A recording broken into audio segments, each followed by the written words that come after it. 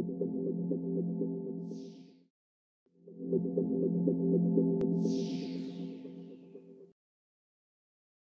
first step to getting sharper results isn't about buying a more expensive lens or camera. It's about your shooting technique and settings.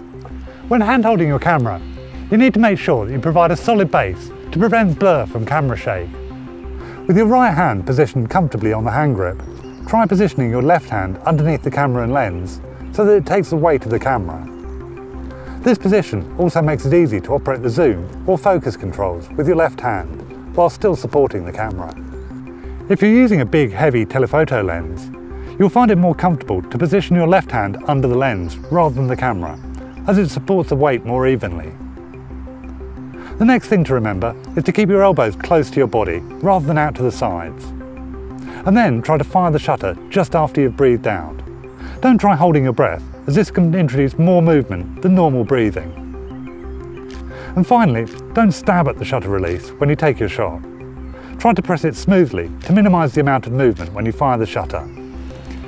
Even when you're holding the camera perfectly, you still need to keep an eye on the shutter speed you're using to avoid camera shake.